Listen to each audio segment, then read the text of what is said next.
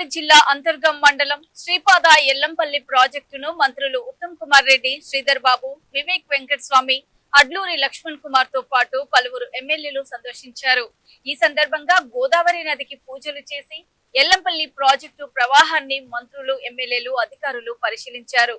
అనంతరం ఏర్పాటు చేసిన మీడియా సమావేశంలో మంత్రి ఉత్తమ్ కుమార్ రెడ్డి మాట్లాడుతూ బీఆర్ఎస్ ప్రభుత్వం నిర్మించిన అన్నారం, సుందిళ్ల బ్యారేజీలు సరిగ్గా లేకపోవడంతో కూలిపోయాయని అన్నారు. వచ్చే వేసవి వరకు మేడిగడ్డ, అన్నారం, సుందిళ్ల బ్యారేజీలను రైతులకు అందుబాటులోకి తీసుకువస్తామని అన్నారు. శ్రీధర్ బాబు మాట్లాడుతూ బీఆర్ఎస్ నాయకులు నీటిపై రాజకీయాలు చేస్తున్నారని ఆరోపించారు. ఎల్లంపల్లి ప్రాజెక్టు ద్వారా రైతులకు సాగునీరు అందిస్తామని తెలిపారు.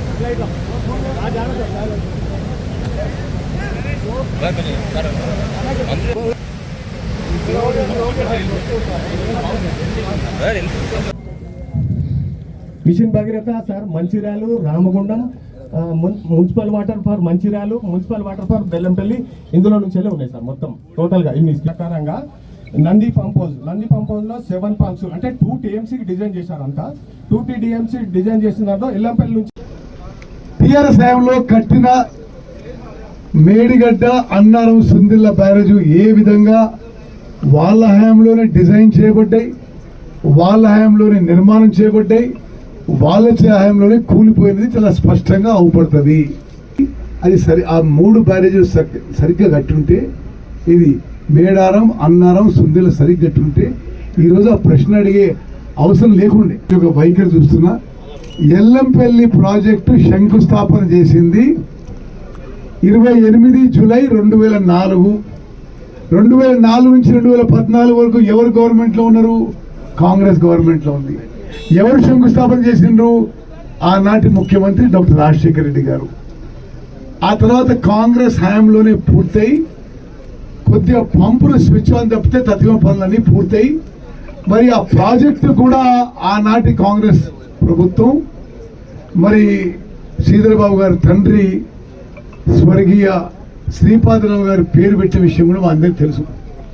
ఈరోజు ఎంత దుర్మార్గపు ఆలోచన అంటే, ఎల్లంపల్లి రిజర్వాయర్లో పంపులు ఆన్ చేసి కాళేశ్వరం నీళ్ళు ఇస్తామని చెప్పి, ఇంతకంటే దుర్మార్గపు ఆలోచన, తప్పుడు ప్రచారం మరొకటి ఉండదని చెప్పి నేను మనం చేస్తున్నా. ఎల్లంపల్లి రిజర్వాయర్ ఆనాటి ప్రాణహిత చేవెళ్ల ప్రాజెక్టు యొక్క అంతర్భాగమే. 30 జూన్లో కేంద్ర ప్రభుత్వం టెక్నికల్ ఓవర్సైట్ కమిటీ ఏది 3 రైతులకు సంబంధించి, ప్రజానికానికి సంబంధించిన, నీటికి సంబంధించిన అంశం విషయంలో రాజకీయం చేయకూడదని మేము అనుకుంటే, వర్షాలు పడొద్దు, వర్షాలు పడితే ఒకరోజు అటువైపు ఉన్న ప్రాణహిత నుంచి 1 లక్షనో 2 లక్షలు సంబంధించిన నీటి వరద వస్తే ఎందుకు లిఫ్ట్ చేయలేదని మాట్లాడతాం. ఒకటో 1.5 దినం వచ్చింది, దాన్ని లిఫ్ట్ చేసి ఇయ్యలేదని రాజకీయం చేసేది ఆలోచన చేసిండ్రు మరి వర్కింగ్ ప్రెసిడెంట్ టీఆర్ఎస్ పార్టీకి సంబంధించిన కేటీఆర్ గారు. వారికి తోడు హరీష్ రావు గారు.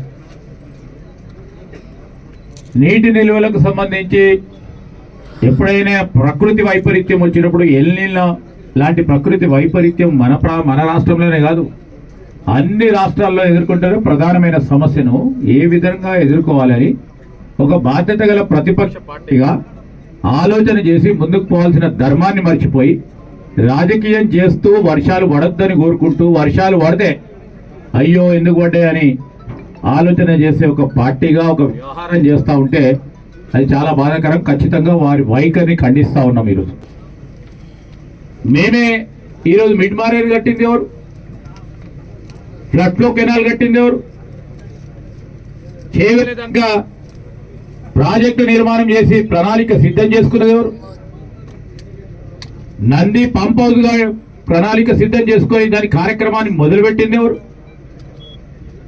గాయత్రి పంప్ హౌస్ ని మొదలుపెట్టే కార్యక్రమం దీంట్లో భాగంగానే దాంట్లో తీసుకెళ్లి ఇక్కడి నుంచి నీళ్లు తీసుకెళ్లి నంది పంప్ హౌస్ నుంచి గాయత్రి పంప్ హౌస్ చేసి గాయత్రి పంప్ హౌస్ నుంచి ఫ్లడ్ ఫ్లో చేసి ఫ్లడ్ ఫ్లో నుంచి మిడ్ మానేర్ చేసేది ప్రాణహిత చేవెళ్లలో నీరు ఈడికి ఎల్లంపల్లికి తీసుకొచ్చి ఎల్లంపల్లి ద్వారా మిడ్ మానేర్ వరకు మొదటి దఫలో తీసుకెళ్లే మొత్తం మిడ్ మానేర్ పూర్తి స్థాయిలో ఆఖరి వరకు పనులు చేపడితే ఆఖరికి ఒక మొత్తం బిల్డింగ్ కట్టినాక సున్నం వారు వేసి మేమే కట్టినామని మాట్లాడతారు ఈరోజు.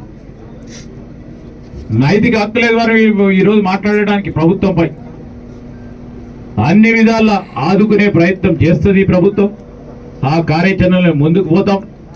దాని విషయంలో దాన్ని చూడటానికి మన జిల్లాకి పెద్దపల్లి జిల్లాకి అదేవిధంగా మంచిర్యాల జిల్లాకు సంబంధించి మరి ఇక్కడ ఉన్న ఎల్లంపల్లి మరి శ్రీపాద ఎల్లంపల్లి రిజర్వాయర్ నీటి నిల్వలకు తెలుసుకొని ఓ కార్యాచరణ తీసుకోవాలని వచ్చిన గౌరవ మంత్రి మరి ఉత్తమ్ కుమార్ రెడ్డి గారికి కృతజ్ఞతలు చేస్తూ వారిని